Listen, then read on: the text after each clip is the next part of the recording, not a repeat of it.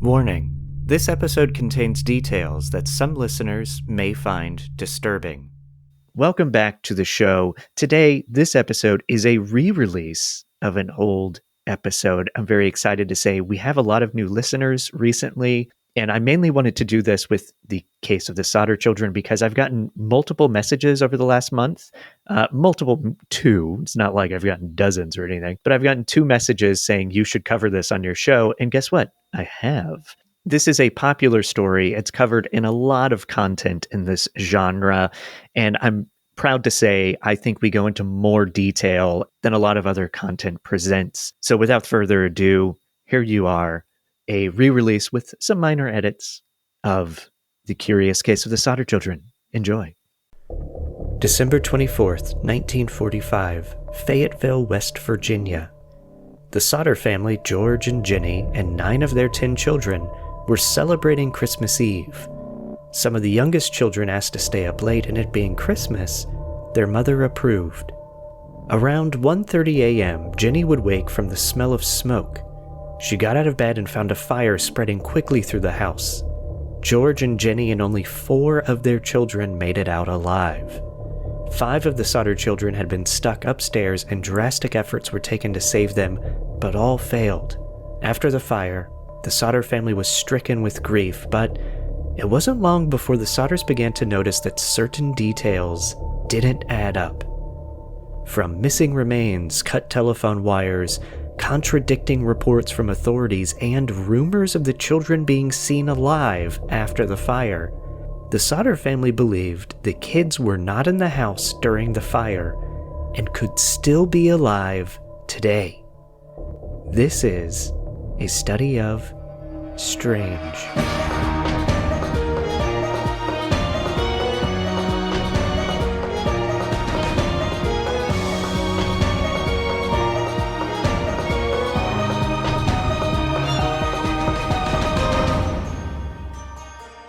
All right, you ready? Yep. Welcome to the show. I'm Michael May. With me tonight is Mr. Matt Glass, who... Matt? Hi. Hello. Hi. You are the first person to be on 2 episodes.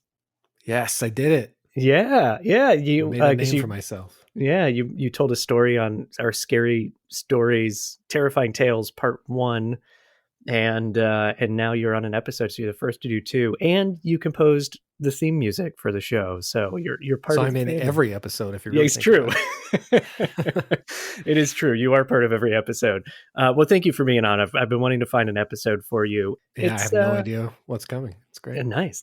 So real quick, I just want to say a couple of things to listeners out there. First, I still have COVID. If you listen to the last episode, and my throat is not doing great. I'm feeling fine besides that, but just a warning in case I lose my voice or start to sound really funny tonight. And also, I've just been tired and delirious, so this is either going to be the best episode ever or the worst. We're going to find out. I don't have COVID, and I'm tired and delirious, so it'll be interesting.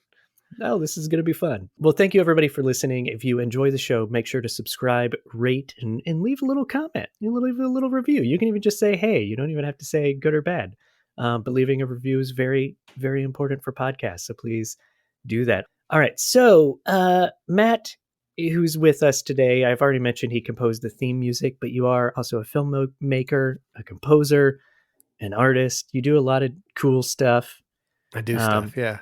Yeah. Do you, I usually ask people this at the end of the episode, but now I feel like I should ask now. Where can people find your work? You want to give yourself a plug? Yeah, so my my production company website would be hct.media. That's the whole URL. You can find stuff about movies we've done, what we're working on next, or just strange little things on our Instagram account, which is also, I think, hct.media. Or just my stuff is either at glassbrain.com, which is has all my music and weird old photos and stuff, or mattglass.net. Oh, you have a .net? Oh yeah, I couldn't get the .com from Matt Glass, so I got the .net. Oh wow, look at that! I haven't heard of .net in a long time. I think I got the only one left. Do you remember The Net with Sandra Bullock? You remember that? Of course, movie? Yeah. It was Mozart's Ghost was the name of the program she used. That had the secret code. You press the little pi symbol in the corner. Yeah. Because that was when all those movies that had to do with the internet used things like pi or E equals MC square. I remember would flash on the screen when in Oh Hackers when yeah, they were hacking, because of course that is how you hack it's is math. equations. Yeah. Yep. Anyway, see, I am delirious tonight. So tonight, Matt, we're going to be covering a tale that I've been reading about for probably like 15 years. There's a lot of blogs about this. There's some books and articles and things, and it's this mystery from 1945 about the Sodder children, the Sodder family, and they had 10 kids. 5 of them, there was a house fire, and 5 of them were not found. They were presumed dead, and then years later, people started to suspect that those kids were still alive. And were they? And it made the mystery more of a mystery when I found Oh more boy. information. This takes place in 1945. And the family, it's George and Jenny are the parents, George Sodder and Jenny Sodder. And like I said, they had 10 kids. They were Italian immigrants, and they lived in West Virginia in a town called Fayetteville. George had immigrated from Italy. Well, so did Jenny. They both were immigrants, but they didn't meet each other until they were in the States. George had immigrated to Italy, I think, when he was 13, if I remember that correctly. And he came over from Sardinia with his brother, his older brother. And as soon as they got through Ellis Island, his brother turned around and was like, "Going back home, see ya," It's and like, nah, left. Yep, nah, no I'm thanks. out of here. Look at that, Statue of Liberty. Saw it. All right, going back home. No one knows. There actually is a bit of a mystery. Like people that follow this story, there's never really a clarification on why the brother left to return home. And I'm not sure there's really much to read into that, but it's definitely one of the many strange things that happen in this story. And George Sodder famously didn't talk much about why he left Sardinia, although if he's 13, I don't know if he had much of a choice in the matter. I'm sure it was a family thing. So in the United States, in the West Virginia area, I did not know this, but apparently in the early 1900s, there was a big group of Italian immigrants in West Virginia. And looking into that a little bit, it's because a lot of the miners, they were considered union busters to hire Italians because they weren't part of unions, and they would come in and they would work cheap or work hard. So West Virginia had, what was the number I found in my notes? 1910. In 1910, there were 1,700 Italian immigrants in West Virginia, which is a lot. That's a lot in West Virginia, in my opinion. Yeah, probably even now in West Virginia, that would be a lot. Oh, they are still, yeah. There's definitely like a culture there that built up. Actually, this is interesting.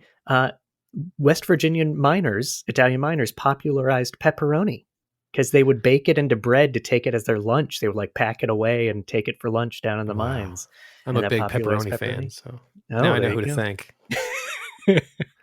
This episode brought to you by pepperoni. So when George and Jenny met, it was after George had been working as a trucker, and he decided, the living the American dream as he got older and saved enough money, he started his own business. And there's some kind of misinformation out there about what kind of business he had. A lot of people think he hauled coal. That is true. He later did that, but he was mainly, he had trucks that would go to the train stop, load on things onto his trucks, and then take the materials from the train into town. So it wasn't necessarily coal right away.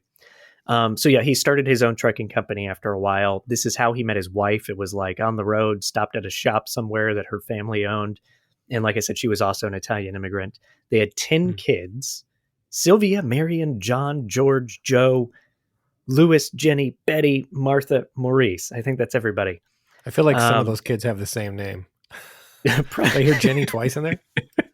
They just forgot. Well, Jenny's also the mom's name. So There we that's go. yeah, there you go. Good call. You're listening, Matt. Good job. Better than most of my guests. I'm not supposed to memorize those names, right? No, don't worry. I mean, I can always refer to them. I always forget their names too, so I will have to refer to notes. So in 1945, I don't know if you've heard of this, Matt, but this thing called World War II was going on. Does that ring a bell? See, I didn't read the first one, so maybe I'd be lost. What? Just kidding. I mean, you can, maybe they'll recap it at the beginning of the book, do a little previously on. So yes, World War II is going on. Mussolini in Italy, bad dude. And a lot of the Italian immigrants in West Virginia area supported him, even though they were American now. And this caused some issues in town with George, because George was an outspoken Mussolini critic. So he did not have the best of friends in town that were sort of hardcore Mussolini fans. At the time of the fire, the fire that we're going to talk about tonight, I think Mussolini was already dead, but there were still feelings of like ill will towards George because he didn't like Mussolini and talked a lot about it.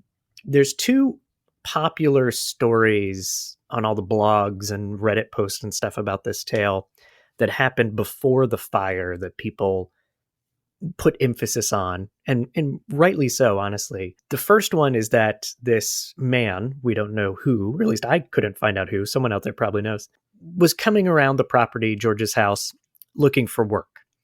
And I think he was, in my personal theory, is he was trying to invent reasons to get hired as a handyman because he saw the like fuse box and was like, oh, that's going to start a fire. You got to hire me to replace all that. All the wiring's going to, the whole house is going to catch on fire.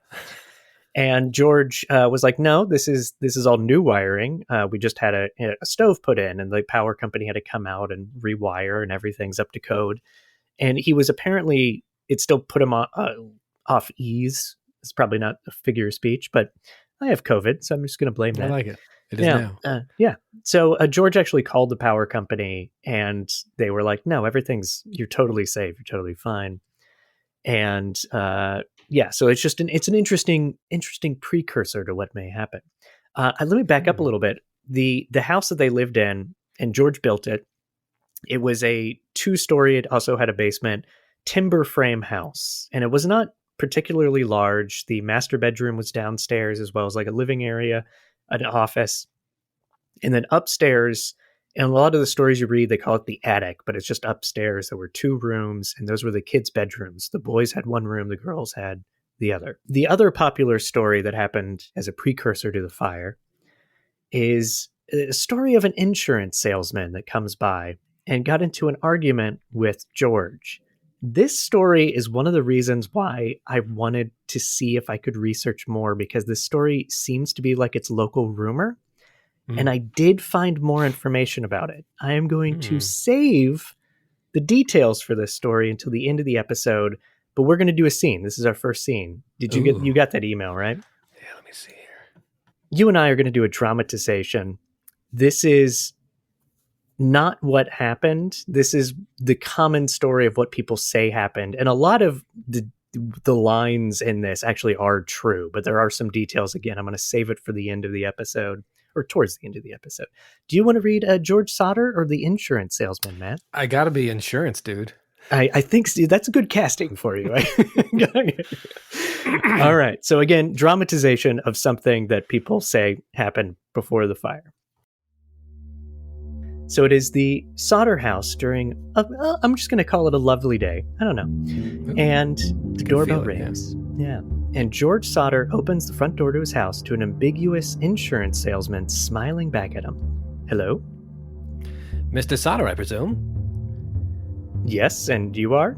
George notices the salesman has a name tag pinned on his left lapel. The name tag reads, Name, with a blank space below it. I sell insurance, Mr. Sodder. All kinds. You name it, and I provide. Best deals in all of West Virginia. Need coverage for your trucks, barn, cattle, chickens? We're fine, thank you. What about your house, Mr. Sodder? Or your children? You have 10 of them, right? How do you know? We're running a special right now on life insurance. You have a pleasant day, sir. George begins to close the door. Wait, what about home insurance? Anything could happen, timber frame house like this. George is about to close the door when the salesman's foot suddenly blocks it. I'm trying to help. I'm not interested. Get off my property. Listen to me, Mr. Sodder. Please leave. Your damn house is going up in smoke, and your children will be destroyed. Go get back. Because of your remarks about Mussolini. George manages to kick the foot out of the door and slams it shut. The salesman walks away from the house laughing. There we go. Interesting. Is that thing about the name an actual thing that you've looked up? No, so the reason I did that, it was just a little quirky, dorky thing I wrote in. So all the stories, when you read blogs that, this story pops up in blog posts and articles and things going back. Again, I've been reading about this for like 15 years. And I think the first time I read about it was in some magazine. And the story always is that an insurance salesman came by the house and got into an argument. And he said those things to very specifically, the house is going up in smoke, your children will be destroyed, all your remarks about Mussolini, all of that is true. But I love how it was always an insurance salesman. And I was just like, that something about this story doesn't ring true to me just because there's no details around it. It's not like Joe, the insurance salesman from down the block that always tried to get him. There's missing stuff to that story that always intrigued me, that I was either like, this is all fake. It's just like local rumor that's like spread over time, or there's something more to it. And again, I did find more to this story. So I will get to the facts about the little cliffhanger. You got to wait a little later in the episode, everybody. Oh, yeah. All right. So that was, I think that was roughly 60 days before the infamous fire event. And the night of the fire, it was actually Christmas Eve, 1945. And the Sodder family, they were the type of family that opened presents on Christmas Eve. My family always did Christmas morning. Other people do Christmas Eve, or maybe a little combo of both. So they had opened up presents earlier in the day. They had a big dinner. They had a fun day. And the two oldest boys who were living at home, because they had another older boy, I think Joe, who was fighting in World War II. And John had fought in World War II, but was now living back home. They were the two oldest. They were in their 20s. So the two oldest were asleep by 10:30 because they had worked hard with their father all day. And the younger children kept asking Jenny, the mom, if they could stay up late. Christmas Eve, they're playing with toys. Also, I found out in a book, I was going to say this up top. A little side note. What is it called? Transcript, something, a little notation for the end of the page. Yeah. This is great radio. I'm going to cut most of that out.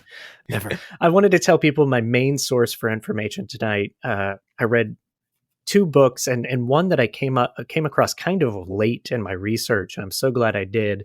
And he has a great website with a lot of information on it. A guy named Bob Bragg wrote a book the title of the book is not in front of me, but I'll have links in the show notes to it. He did a ton of research and dug up a ton of very specific information for this case. And he actually mentioned the kids, because I never read this in anything I read about it. The kids wanted to stay up late because they were listening to the radio, because their radio would do like, Santa's been seen flying over the Cascade Mountain, like those kind of things. Mm-hmm. So they wanted to stay up and listen to the radio for those kind of like Santa-like stories. And it being Christmas, the mom was like, yes, you can stay up, but when you go to bed, make sure to turn off the lights, close the curtains, lock the door, all that kind of like chore type stuff that parents make kids do at the end of the night. I just thought something weird. Yeah. Why? So they got all their presents already. What do they care where Santa's going? He not going to come visit them. He already gave them all their stuff. Don't ruin the magic of Christmas, Matt. People have. I'm just saying. I mean, Santa goes to everybody else's house. But why didn't he go to their house? Maybe there's a combo of like they opened some the night before and they opened. I guess. After. That is actually a good question, though. That is a very good question. So anyway, the kids stayed up, except for the two oldest boys, and the parents went to bed. And around 12:30, Jenny was woken up by the phone ringing. And she went downstairs to the phone. It was in the office on the ground floor. She didn't have to go downstairs. Master bedroom is downstairs. But she went into the office room to answer the phone. And an unfamiliar woman, someone she didn't know, asked for a name that she never remembered, but it was obviously like a wrong number. But what was odd about it is it sounded like there was a party going on. People are laughing in the background. And the woman, when she was told that like you have the wrong number, she laughed in a very odd way that just kind of made Jenny feel weird. She hung up the phone, and this is when Jenny noticed that the lights were still on downstairs, and she saw that her daughter Marion was asleep on the couch, and all the other kids weren't there, so they had forgotten to do their chores. They didn't close the curtains, turn off the lights, all that kind of stuff. So Jenny goes back upstairs after she notices this. She tries to sleep, and she assumes around 1:30, somewhere in there, she hears the sound of what she calls a rock hitting the roof and then kind of rolling off the roof. So like thud. And again, she was like, okay, that's weird. But there was a storm. There was a storm that had a lot of crazy winds that night. So I think she kind of just assumed it's the storm, went back to sleep. And a little while later, we're a little unsure of exactly how long later, but a little while later, she's woken up again by smoke. and she got up and the house was on fire. So she woke up her husband. She's screaming. She runs downstairs. She has her baby, because I think it's Sylvia, who's the youngest, was only 2. So she slept with the baby. She carried the baby downstairs. She handed it to Marion, who was asleep on the couch, and told her to get the baby out of the house. And I think what is missing from a lot of the things I've read about this until I researched it more is how fast and crazy dramatic this fire was. Like, she smells the smoke, but the fire is already enveloping the entire house. There's a story that like her oldest sons got up, and when they came downstairs, they were already burnt. Like, they were already like seared, and their hair was on fire and stuff. Like, this happened and it's a timber frame house too. So it went up super fast. It was also very windy outside, which also helps the fire spread. Mm-hmm. And John says in statements, I think the next day when he gives statements, he says that he woke his younger brothers up who were in the same bedroom with him, shook them, told them to get up, and then he ran out of the room to try to go help put out the fire. The family makes it outside, and they notice that the younger kids aren't outside. So in sort of the panic and the adrenaline and the chaos of this event, George tries to go back inside, too hot. He tries to break in through a window to get to the stairs, to get upstairs, to get the kids, like cuts his arm really terribly breaking open the window, but it's too hot.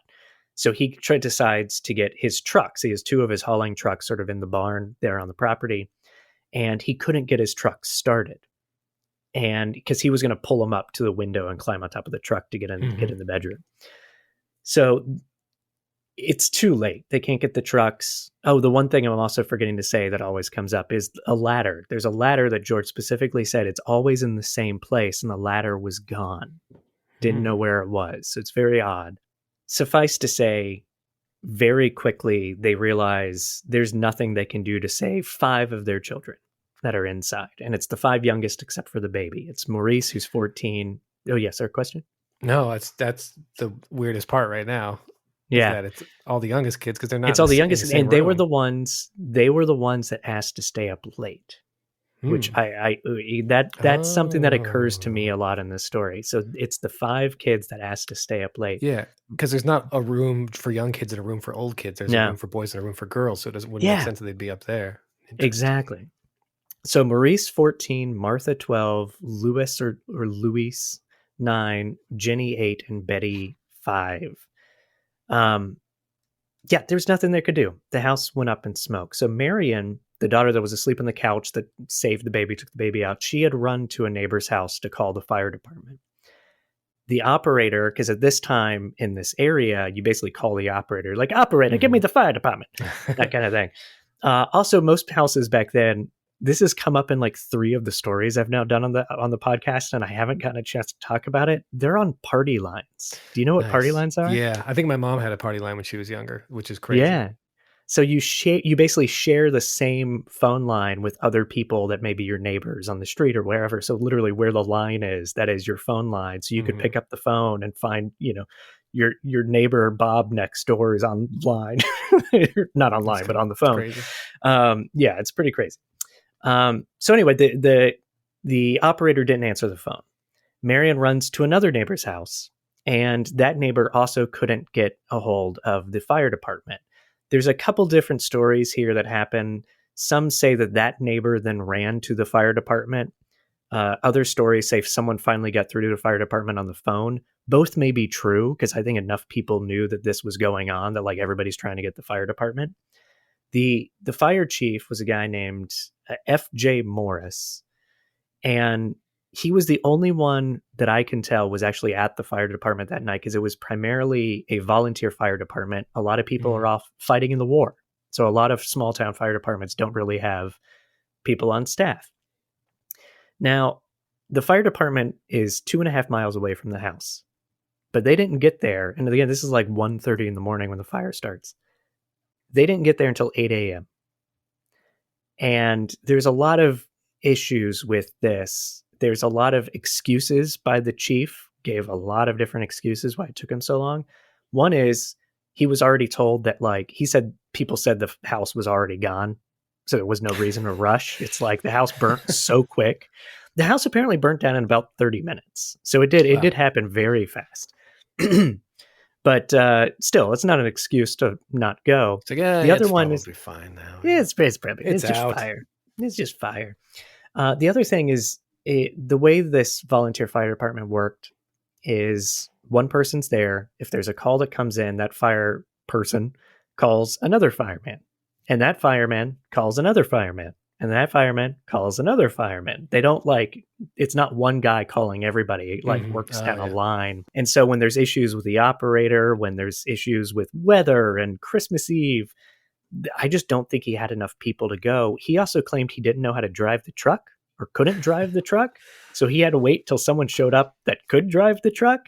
There's a lot of weird things with the fire department. And some people read into that and claim it's like foul play and they wanted the house to burn. And we'll get into some of those things a little bit later on. So the house burnt down in about 30 to 45 minutes.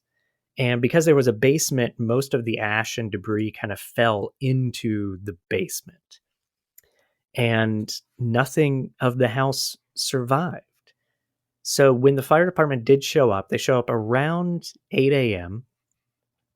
They do search through the rubble. There are people, I think it's 7 to 9 people somewhere in there, actually start sifting through the rubble and the ash until 10 a.m. So only about an hour and a half somewhere in there that they're actually searching for remains. And they never found remains for any of the 5 kids. I will point out very quickly, we're going to get into some of the weird things about this. They only searched for about an hour to an hour and a half. They said they searched it with a fine-tooth comb.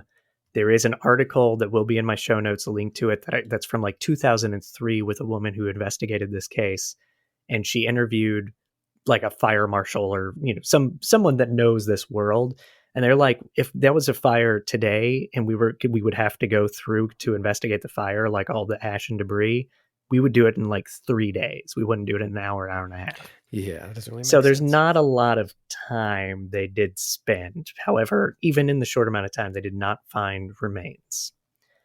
So after the fire, the investigation, as you can tell with the kind of a short excavation, I'll call it, it was a very quick investigation. The fire marshal, the chief guy, Morris, basically was like, there's nothing here.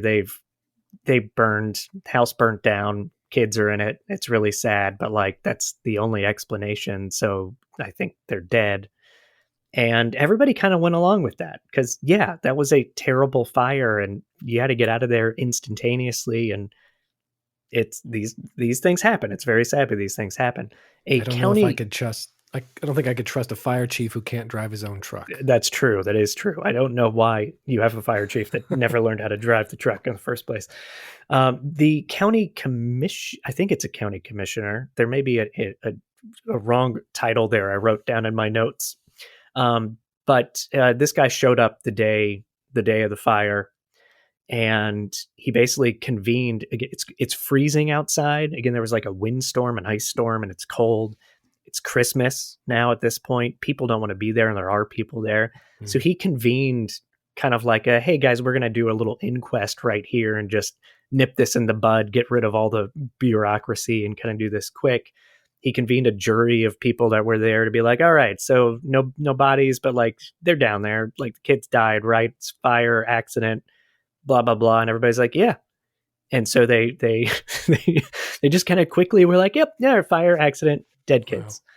Wow. And that's what everybody assumed it was. Fayetteville did issue death certificates. There was, just to be formal or correct, they actually did reconvene and do days or months or weeks later. They actually did do another inquest, but they still said kids died in the fire. And that's how they left it. The family bought into that at first. The parents were so devastated by this, and I cannot imagine. So I completely believe this wholeheartedly. They were too upset to even go to the funerals. Some of the kids that were survived to go to the funerals, but the parents just couldn't do it. George Sodder ended up bringing in dirt to fill in and cover up the ash because he wanted to make it basically almost like a grave site. Like he wanted to make it a memorial situation and covered it with dirt and wanted to remember the kids. And also I think that was his way of grieving, is just to like quickly kind of put something on top of this. Like I don't want to see the ash every day. I want to just put something on top of it. Now, that's the way it stood for a while. Over the next 2 years, George and Jenny started to doubt that their kids died in the fire because of some very strange things. So they, I guess over time, they just started to notice. Even Matt just put his finger up like he's thinking. And there are two predominant strange, I'm going to list out other ones, but there are two predominant strange things that stood out to them. The first one is that Jenny learned about bones. Like this intrigued her that there were no bones or anything that were found in the ash. So she started doing her own testing. Like she would burn animal bones in the yard and stuff. Wow. She started talking to people.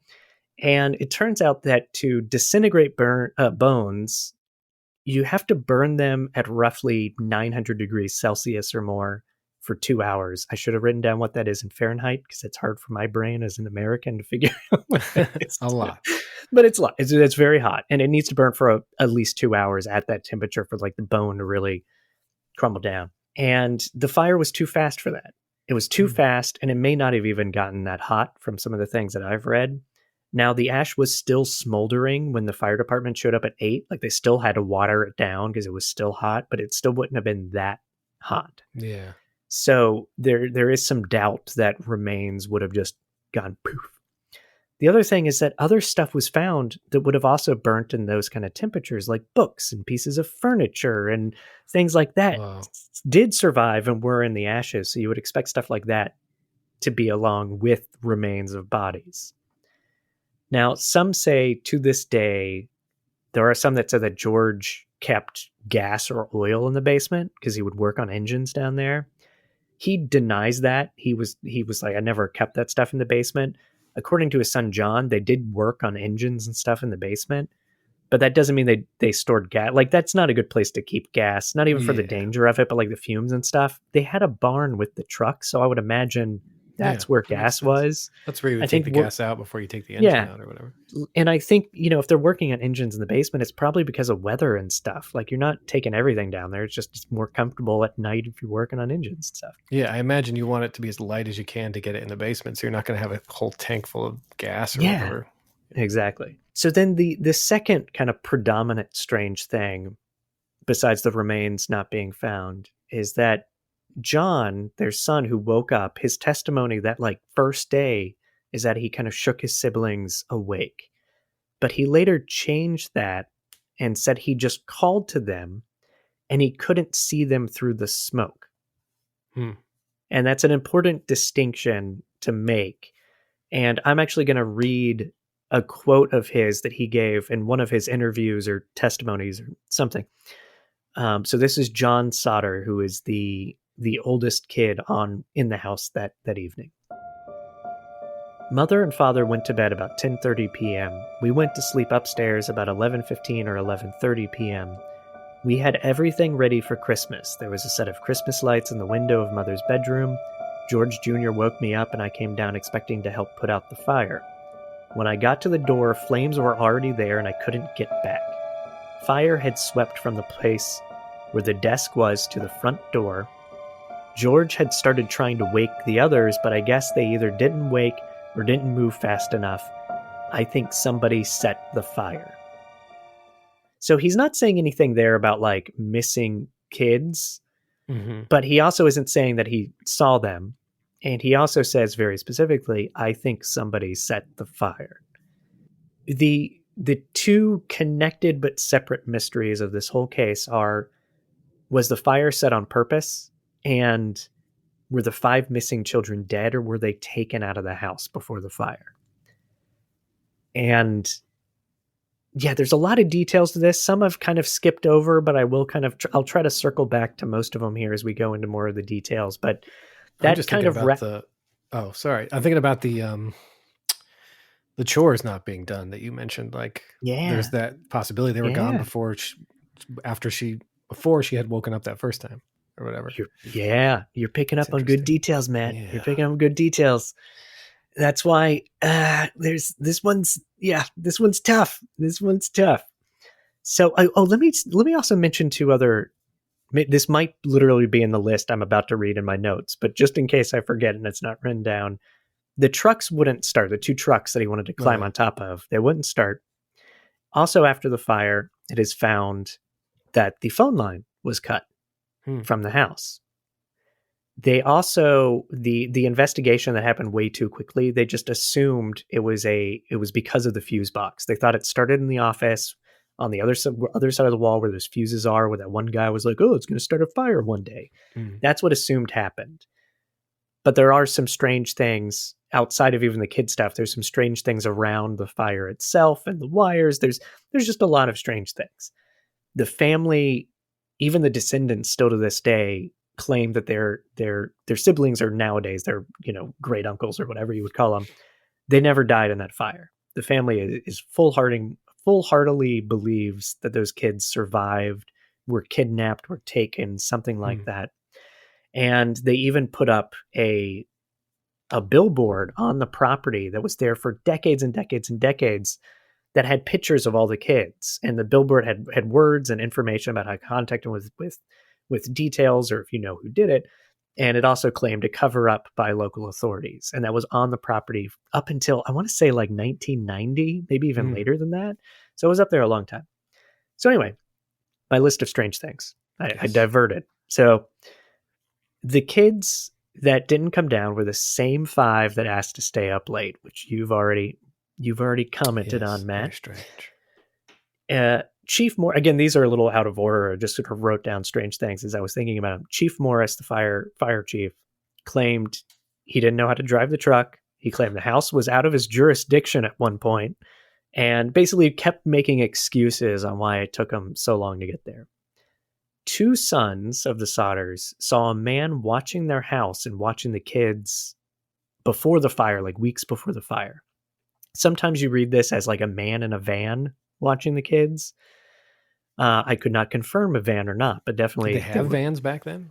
That's a good question. That's what makes me kind of doubt that. But anyway, it's a creepy man watching the family and watching the house that apparently some of the kids saw.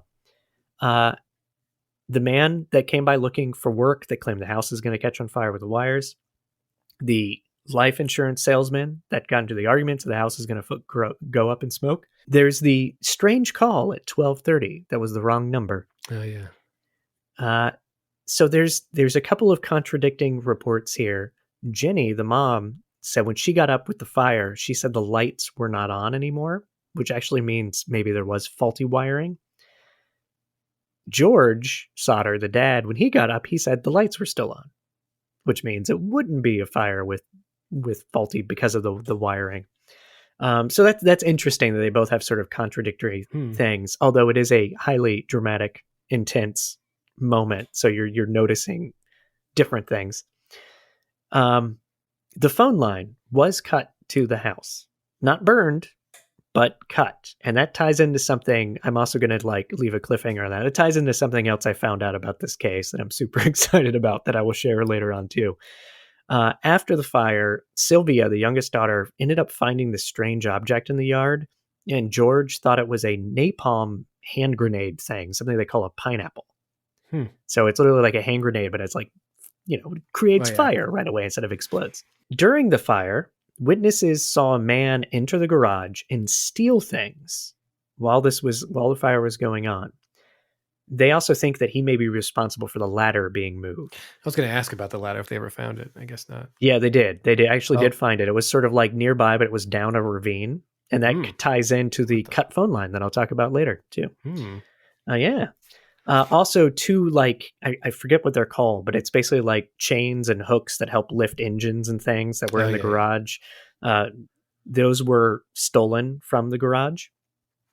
Authorities say the fire started on the ground floor because of wiring, but a witness that night who was driving by saw somebody throwing what he called balls of fire onto the house, which, if you remember, Jenny heard that rock sound that rolled off the roof right before the fire. Interesting. Sounds like a pineapple falling off the roof. Exactly. So no one saw or heard the children trying to get out of the house that night. I actually don't think, just my own personal opinions about it. Yeah, that is weird, but also the house went up so fast. It's so smoky. It's so hot. It's noisy. Like Mhm. that doesn't ring out to me as being too odd. But a lot of people do mention that. No bones, no remains found for the kids. Here's one of the weirdest parts of this. Word got out about town that the family started to doubt that the kids died in the fire. So good old Fire Chief Morris, who can't drive a truck, heard this and he goes, "What are you talking about? We did find remains. I found like some sort of like human thing, and I put it in a box and like buried it in the ground, so it's still there." so so George heard that and was More like, competence "What?" from old Yeah. Chief there, yeah. And George was like, "What? We never heard any of that." It was very bewildering and confusing. And the story is, and I saw this in an interview with Bob Bragg, who wrote the book that I mentioned earlier. Links in show notes. Apparently, the fire marshal had to come by the house and just kind of like stuck a stick in the ground. It was like, it was about there that I found it. There's the box, and like left and didn't really talk to the family. It was just like, if you want to find it, it's down there. So they dug it up, and sure enough, there's a box. And there was some sort of tissue in it. They sent it off to be studied by professionals, and it was a beef liver. Not only was it a beef liver, it was a raw beef liver that had never been anywhere near fire or heat or smoke. So, yeah. So weird. I don't even understand that. I don't, even the thinking of like, I put it in a box and put it in the ground. It's very strange. I think he just found beef in the fridge and he's like, I'm going to save this for later and dig this up when everybody's gone. And he just forgot. There's kind of two thoughts that I had when I first heard this. And one is that he's just trying to cover his ass for being like, oh, they died in the fire. And like, just trying to be like, oh, yeah, see, I found something. And even like keeping it in the box is kind of like, yeah, just in case they need to like prove that we found out, just keep it down there. That's one. Another way to put it is there's suspicion of like, he knows the kids aren't down there, so he's trying to put evidence in the ground. No other. I feel like him actually having put something in the ground at all is like way more suspicious than. Yes. I don't know. That's just the weirdest thing I've ever heard. Yes, it is. Very, very, very strange. So on top of all these strange things, when George and Jenny began to question if their 5 kids had died in the fire, it took a couple of years for their suspicion to grow. And they weren't without merit, because there are witnesses that claim to have seen the children after the fire. Craving chills and thrills that keep you up at night? Discover Legends May Live, your front row seat to the strange, the bizarre, and the downright creepy. Unravel urban legends, delve into true crime mysteries, and encounter the supernatural with stories that blur the lines of reality. We don't just share tales. We decode the patterns and uncover hidden truths that leave you questioning everything. Ready to explore the eerie unknown? Subscribe to Legends May Live and let the spine-tingling journey begin. Some legends refuse to die. Will you dare to listen? I feel like I just set up a commercial break. Whoa. Hey everyone, I wanted to take a second to let you know about Audible. This is an advertisement. I may make a tiny commission, but I'm only going to promote things I use and I love, and Audible fits that requirement. I use it literally every day. Audible is an audiobook and podcast service that lets you enjoy all of your listening entertainment in one place. Audible membership gives all members a chance to discover new shows, new favorites, new formats, like Words Plus, an exclusive music series right now. I primarily use Audible to listen to podcasts, but I do fit in an occasional audiobook, which helps me fit in research for this show into my busy day. New members can try Audible free for 30 days. 30 days free. Get access to the growing selection of originals, podcasts, everything. All you have to do is visit audibletrial.com/strange. Again, that's audibletrial.com/strange. Or see our show notes for a link. Thank you. There's actually a lot more witnesses than I'm even going to talk about, but there's, just for the sake of time and flow of the show and my own COVID tiredness, I'm just going to list a few of these. You can look these up. They are in various books and things online. Again, links in the show notes, everybody. A woman saw the children in a car that night going away from the house during the fire. 50 miles away, another woman saw the children the morning after the fire. She served them breakfast, and she saw them get out of or get into a car with Florida license plates. Always Florida, man. Always Florida. Never trust it. In Charleston, West Virginia, a woman saw the kids. This is about a week later.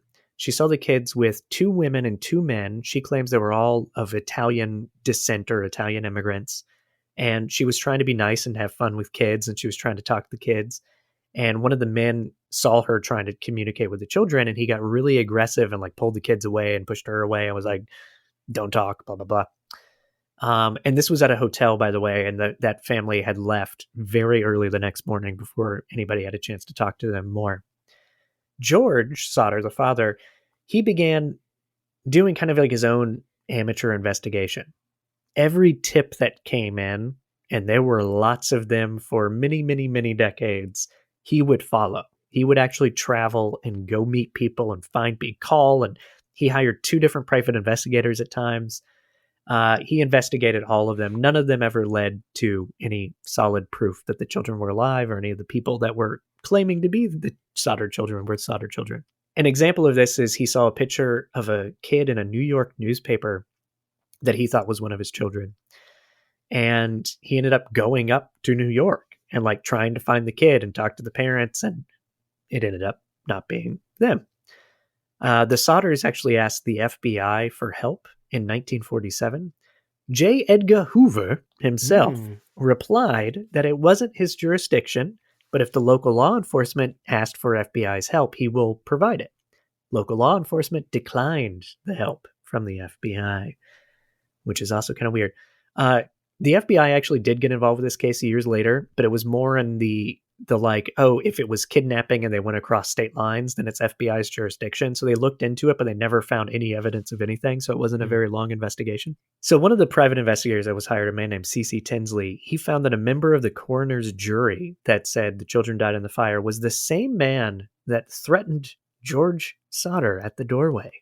The man that you played this evening, Matt. The insurance man was a coroner the whole time? Not a coroner. He was on the jury that was like, he was like part of the group that was like, yeah, the kids are dead.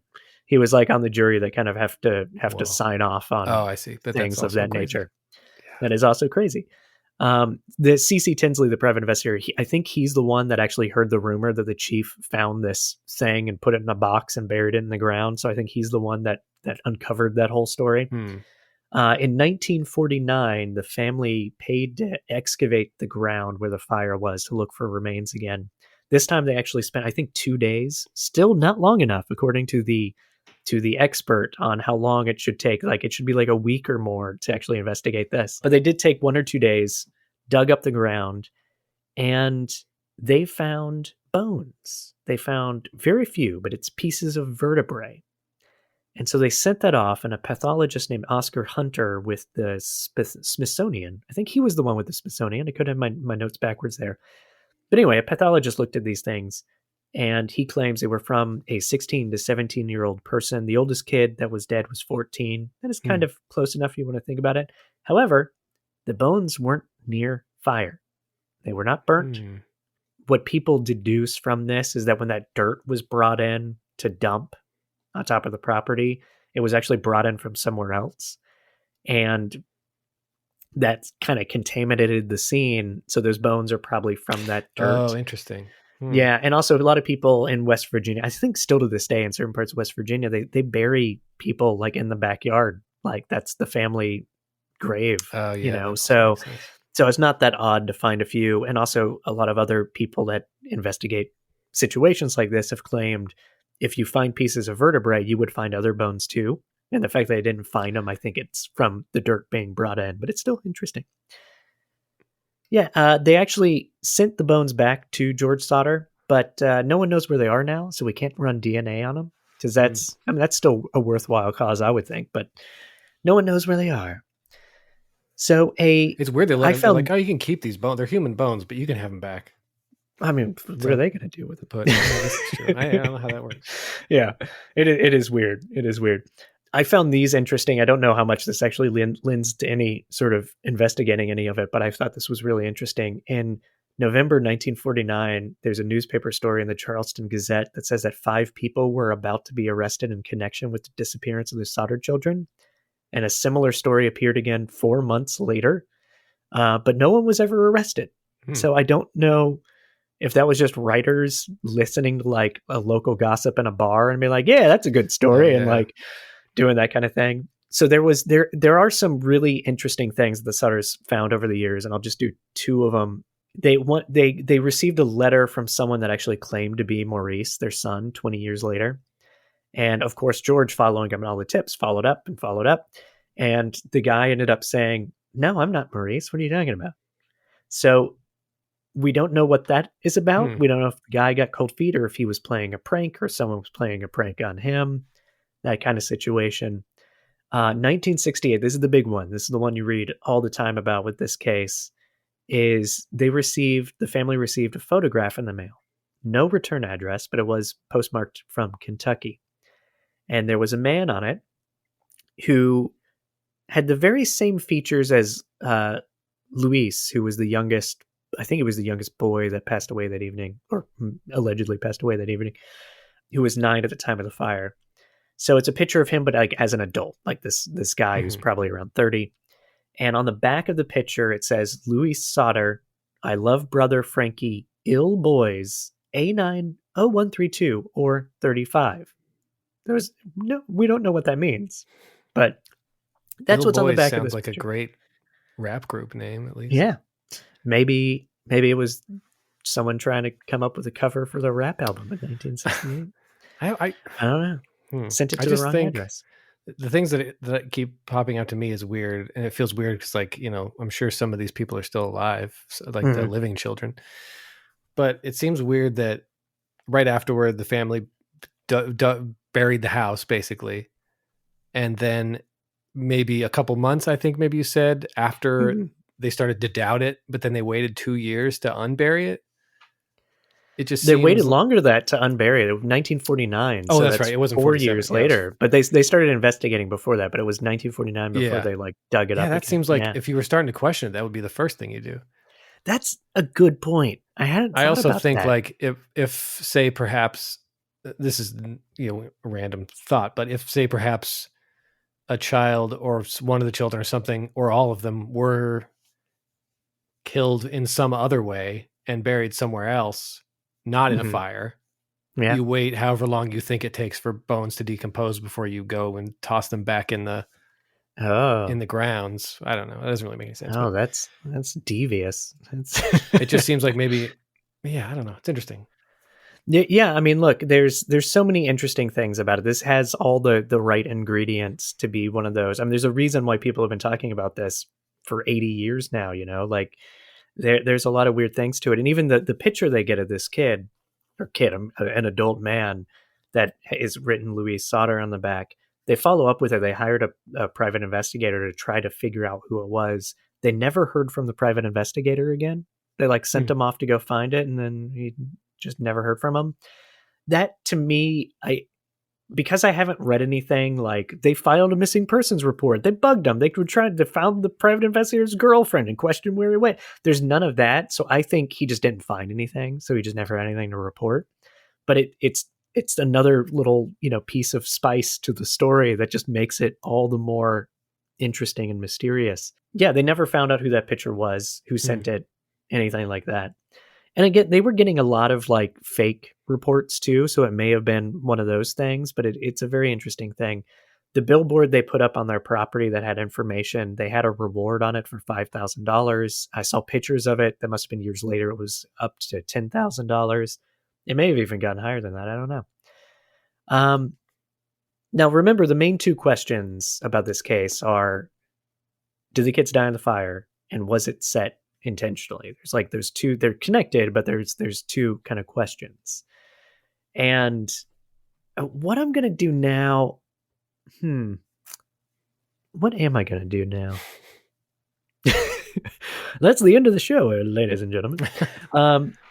No, I have a little section written here like fact versus fiction, because this is where I was able to actually find some clarity on some Oh, things that are cool. typically reported. But maybe before I do that, there's kind of like general theories that you see a lot, and maybe I'll just give those real quick because you may have comments or thoughts on them. Yeah, I want to hear this because I have my own theories now. If the fire was set intentionally, there's people that believe the kids were kidnapped, and there's people that say the kids went to an orphanage. There Oh, we no. go. That's the word. Orphanage in Italy. Some people say the kids grew up in Florida. Oh, I forgot to say that story. Jenny Sodder, the mom, she had relatives in Florida. And George at one point saw pictures of the kids of that family in Florida and thought they were his. So they actually went and had to go to the relatives and be like, "You have my kids," and they're like, "No, they're not your kids; they're our kids." So that had to be a very awkward this family situation. Jenny Sodder's brother was also one of the firemen that investigated and came and actually looked for remains, which I just found interesting. I forgot to mention earlier. So anyway, yes, the kids kidnapped, sent to an orphanage in Italy. No evidence to that. It's just locals talking. Same thing with they lived in Florida. Some people think they died in the fire, and they think whoever the thief was that took the chains and the hooks and stuff, and potentially the ladder, that thief set the fire just to as a distraction to steal things, and ended up the kids died.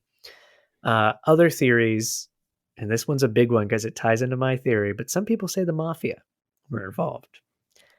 And I actually had to research this because I was like, wait, Mafia, West Virginia. So a lot of Italian immigrants. I know that's a stereotype, but it is a real thing. There was a thing called and maybe they're still around. I don't know. Don't come after me. But there was a group called the Familia Vagabonda, otherwise known as the Black Hand, which was a crime organization in West Virginia, primarily 1900 through 1930s sometime, but they probably, there's still vestiges of it in the mid 1940s. They typically operated with brothels and alcohol and drugs, extortion, that kind of stuff, but they're around. There's a big part of that culture and that community. And I actually do think there's some validity to this, and that feeds my own personal theory, which I'll get to a little bit later. George was a business owner, so there could have been some retaliation against either him as a businessman or even him talking out against Mussolini. Remember, apparently a lot of people were offended by that. Mm-hmm. And you even have the threat against that as well. So, yeah, a lot of people think the mafia was involved. And a lot of the theories around that don't necessarily specify they took the kids, they killed the kids, they killed there's everybody kind of has their own thoughts about how the kids fit into that. But yeah, the mafia, or a crime organization, I should say, is involved. Yeah, so those are kind of the little floaty out there theories you typically read a little bit about. So now it's my section of fact or fiction, which we can kind of blend with our own theories here. Good. My own personal theory. Oh man, it keeps changing. It may have even just changed again. Whoa. I think the kids died in the fire, but super twist. Yeah, I think the fire was intentionally set. And the only thing that makes me doubt that is the thing that you're already thinking about, which is it's the 5 kids that stayed up late, and no one really saw them after the fire. That's the one thing that I keep changing my mind on, and I'll probably change it again by the end of the night. Because it doesn't even make sense if they did go to sleep. It just, the odds of it actually being the youngest kids, doesn't make sense, logically, unless they were all in the one place. Yeah, and some of them were in the bedroom with the 2 older brothers, or exactly, would have been. So that's what. Yeah, see, now I'm changing my mind again, because the theory I have, if they actually weren't in the house, is that the fire was set intentionally. Whoever was getting ready to set it saw the kids up because they stayed up late, and either was like, "I don't hurt kids that little. I'm going to get them out of the house," or something along those lines, and then set the house on fire. Because obviously there's a chance they die in that house. So they got them out. And then either to keep them quiet, they either then killed the kids somewhere else, which then doesn't really tie. That's why I question it, because it doesn't really tie in with it. Or they just sent them away somewhere to never, maybe they did go to an orphanage in Italy, because that's far enough away that can't really talk to anybody local. The reason I think they died, the thing that I circle back around on again, is no one ever came forward. And the kids were old enough to remember where they came from, in my opinion. So that's the thing that makes me think they may have passed away. But anyway, to go back, as I went on my little side topic there, the reason why I think they could have been killed in the fire, that's a better way to say it, could have been killed in the fire, is John Sodder's initial statement. The morning of the fire, he said he shook his brothers to get them up. Even though he kind of changed that later, because that was the first thing he said. And I do think statements right after something are really important when you look at true crime and stuff like this. But I just think that's an interesting statement, which means the kids were in the house if that is true. The excavations, they never found remains, but we already established they didn't take enough time to do that. And then the whole site got contaminated. When they dug it up again in 1949, they already brought in all this other shit that mixes in with it. So you can't even fully do a proper excavation at that point. It's probably not called an excavation, but I'm going to call it that. Ginny said that the lights were out, which means it actually literally could have been a fire started by wiring. Also, Christmas lights are horrendously dangerous. Even to today, they were much worse back then. So there could have been just something natural to happen. I actually think I think the fire was set on purpose, but I do think it's worth noting that there is a possibility that it could have been something. Yeah, have you seen those videos where like, this is how fast your house will light on fire with a Christmas tree that's super dry in it? And you'll see the videos and it's intense. It just goes crazy. Oh, the other thing that kind of feeds into the kids may have perished in the house, even though no one heard them or necessarily saw them, is there were comments from John that it was super smoky. There's comments from the family about how bad the fire was, and it was burned. Like there were burns on some of these people for the rest of their lives. Like it just enveloped that house. And George, the father, couldn't even go upstairs to check the bedroom before he left the house the first time because it was so hot and smoky and fire and everything. That's why he tried to go out and go through the window, which he still couldn't go through because it was still so hot. So all those things to me lend to they might have perished in the fire. And also you think about going through the remains or the debris, everything's kind of burning and falling into the basement. That's deep. I know they're on like the top floor, but even then it can get mushed and crushed and buried and stuck. So it's not going to necessarily be easy to find. However, my primary question going into the whole story, like I've already said, is the insurance salesman. And now I'm circling back to that little cliffhanger I mentioned earlier. It turns out the reality of the salesman situation is the thing that affected my personal beliefs about this story and it not being an accidental fire more than anything else. So it turns out the insurance salesman actually does have a name. His name was Mr. Long. I forget I should have written down his first name because I think it's like Lawler Long or Lossy Long. It's an alliteration, which I love, but I just wrote down Mr. Long in my notes. He came by the house around 60 days before the fire. He was a well-known insurance salesman in the area, so the Sodders may have even known him. And he suggested that to George to take out life insurance on his kids. George declined. Then the salesman said that he should increase his homeowner's insurance, and George declined. There was no argument. There was no threat. That is the story. The threat, though, was real. It just didn't happen from the insurance salesman. It came from a man and a family called the Janulos. And there's actually a T in that name. I've heard it in a video called Janulo, but it may be like Janatulo, something like that. But I'm just going to call it Janulo because that's what I've heard people say in a video. So the Janulo family they were a prominent business family in this area of West Virginia. They were also Italian immigrants. They were in trucking. They were basically in everything. They owned a bunch of different companies. I think one of their companies still exists in that area. And the Janulos, their trucking company is the trucking company that George Sodder worked for before he left and started his own. And they were close enough to when George bought the house, he actually either got a loan or the Janulos signed on to his bank loan or something. They're associated with the purchase of the house. They allowed him to buy the house. So the insurance policy for the home is for the Gianulos, not for the Sodders. Hmm. So Mr. Gianulo finds out that George Sodder declined to increase the insurance for the house. So the Gianulos increased the insurance for the house right before the fire.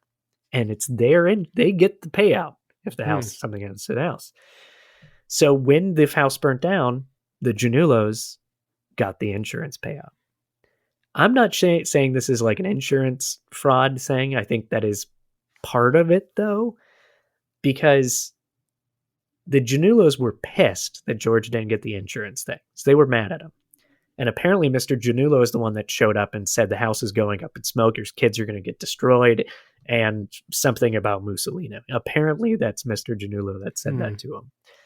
I think because of the mafia tie-in, because Mr. Gianulo was literally quote unquote called a local Italian leader, I think they were trying to send a message to George Sodder for reasons that we don't know about. There's more to this. One of the things that may be part of it is Jenny Sodder, the wife. Her dad passed away recently, and she had not signed the closing of the estate. And her siblings were trying to get her to sign. George wouldn't let her sign. We don't know why.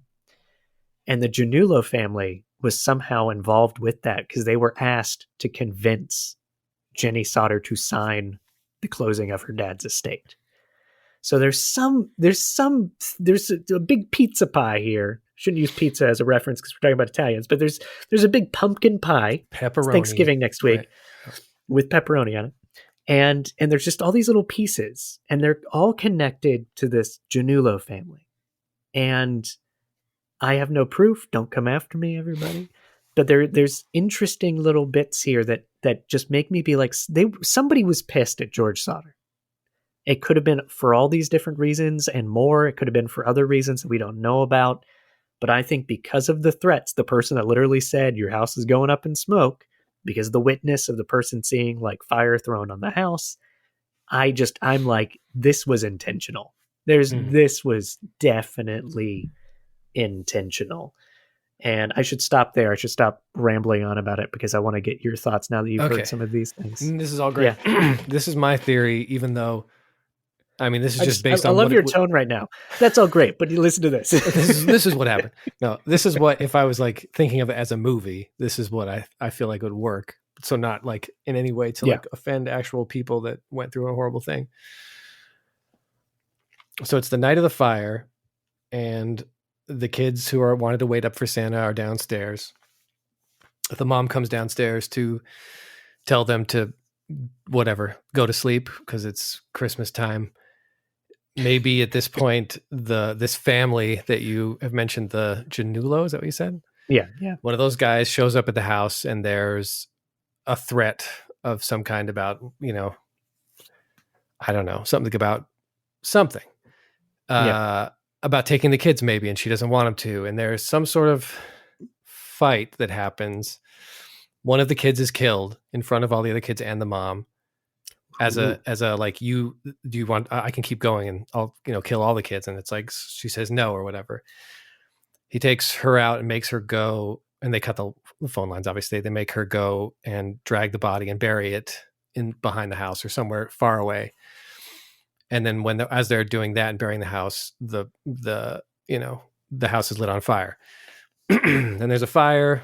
All that stuff happens. She tells her brother not to investigate because, the family will come back and take the rest of the kids because she knows that's going to happen. So it gets all covered up. And then the dad starts to have questions. And she knows that if any more questions are asked, these people are going to come after the rest of their kids. So she plants the dead liver in her yard, telling her, because he just called the guy. She tells her brother, who's also a fireman, and says, tell him that you found body parts and you buried them in the yard for the family. And because this fire chief is so full of himself, he says he's the one who did it and wants all the credit. And it's just the mom again trying to make her husband stop investigating the fire. A couple more years go down. He keeps doing it, gets worse.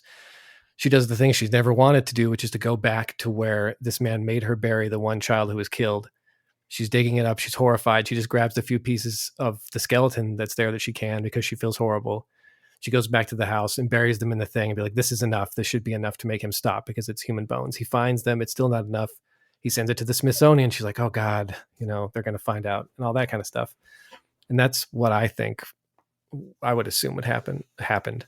Maybe she never got to see the kids. So my question then with that kind of theory is, why spend decades claiming all the kids are alive, putting up the billboard, following up on leads? Well, you cut that part out of the movie so that no one remembers that stuff. All right. Anyway, that's a good question. Yeah, good call. Good call. Yeah, yeah. It's really there could have been. Part of me has thought about this specifically with John, one of the sons, because he's the one that said he like shook his brothers awake, and then later was like, "Oh no, I couldn't see him through the smoke. I just called to him." Part of me wonders if John is just the one that made me think of it. I'm not saying him specifically. It could have been anybody in the family. If someone in the family actually knows more than they are letting on, and they kind of go along with the story of hope that the kids are alive because they're afraid of something. Yeah, that's what there feels like. There's that kind of a thing to it for sure. Well, it's funny that we say that because I have to scroll down on my page. Ooh. Let's see here. Where there's a oh yeah, here we go. So the oldest daughter, I think it was Marion, who was on the couch. She has a quote. I'm just going to read this. I forget. This is part of me being sick, everybody, as I actually didn't write down what this quote is from, but it's from something you can find, and there will be links again. It is a quote, that's for sure. Oh, it's a letter to the police. I did write it down. So she was writing to the police because they're trying to egg on the authorities over the years to investigate more, and they never do. So in one of her letters to the police, here's a quote. "We asked the prosecuting attorney to call in some people who were considered suspects in the case. He said he could not question these people because they were personal friends of his.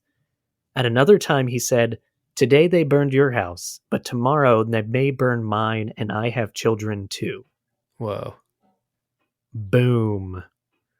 There goes the dynamite. So yeah, there's, and even, again, I'll link what I think is probably the best resource for this is Bob Bragg's book and his website. And I'll link that, but he has copies of letters and testimonies and things like that you can look up.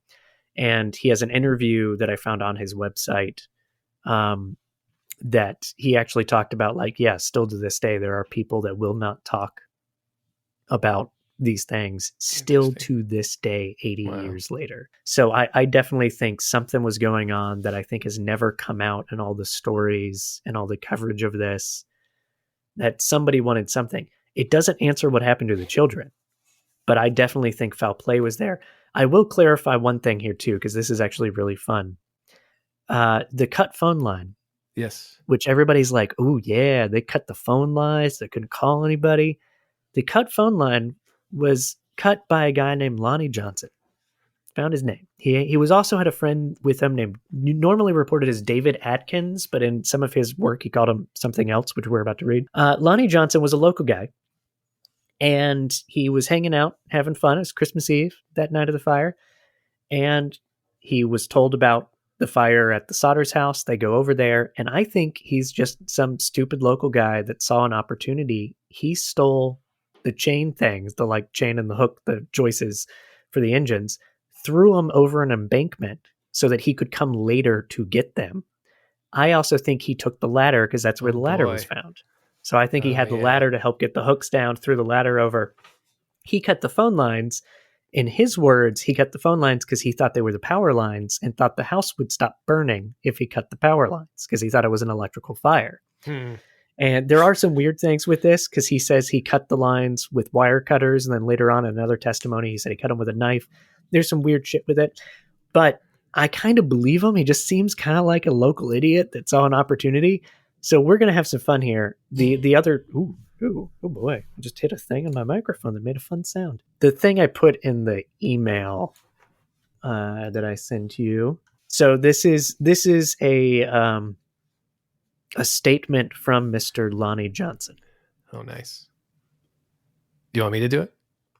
Whatever you want. Yeah, I thought you were going to do it, but I'll do it. Yeah. All right. Okay, here I go, everybody. This is Lonnie Johnson. I was at my apartment over the roof of the Moonlight Inn, located about 1/4 mile south of George Saunders' home on U.S. Route number 21.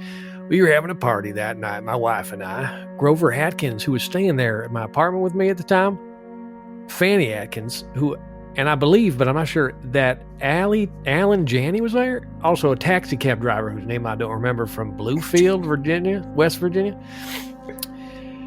Sometime that night, a couple of boys came to my apartment. They wanted to use my telephone to call the fire department at Fayetteville, West Virginia, but they could not contact the department. They told us at the time that George Sodder's house was on fire, and that was the first we'd heard of it. We immediately started for the fire in my taxi cab, my wife and I, and Grover Atkins, Fanny Atkins, Allie Janney, and the cab driver. When we arrived at the fire, all of us tried to help in any way we could. We pushed his truck out of the way and moved several things out of the way, but the building was too far gone for us to do anything about it. While we were moving some of the stuff out of the way, I got a set of chain blocks in the garage building and brought them up to the road and threw them over an embankment. About a month after the fire, George Sodders got a warrant for me for stealing the chain blocks. I entered a plea guilty and was placed on probation for 1 year. Up until the night of the fire, I had never met George Sodder to speak to. I had seen him, but that's all. I never had any feelings toward him one way or the other. Neither did my wife, Grover Atkins, Fanny Atkins, or Alan Janney. Or the cab or the taxi cab driver, who I don't remember the name of. So Lonnie Johnson was the guy that took all that stuff. It was not some mafioso. It was not some mad insurance salesman. It was not some alien. He was a local guy that saw an opportunity. There is one more thing. I mean, there's so many details that I am not going to be able to cover, but one that I actually do think is important that I also forgot about, because it feeds into people thinking of foul play. The two trucks wouldn't start that night because he wanted to move them up by the house to climb into the window. And a lot of people, when you read this again on blogs and articles and Reddit and Facebook posts, people are like, "Oh, so someone cut the fuel lines to the trucks and they took the ladder and and I'm always like, really? You think somebody set fire to a house and they thought ahead of like, oh, the children are going to be stuck upstairs, so they're going to need a ladder. Yeah, let's move the ladder. Then they're going to try to climb on top of the truck, so let's move the trucks. Like, that thinking never made sense to me. Mm-hmm. And sure enough, the ladder being moved is actually Lonnie Johnson. And also the trucks, there's a quote from George Sodder, I think the day after, when he's first giving his statements to the fire chief and everything, where he says he flooded the truck. Because again, adrenaline's pumping. You're trying to do things super fast. You're excited. You're trying to save your children. He flooded the truck, and then John, I think, tried the next one. I think John did the same thing. So they actually have statements from the family that says they flooded the truck. So there was no cutting. There was no some crazy ninja assassin that came in and cut fuel lines.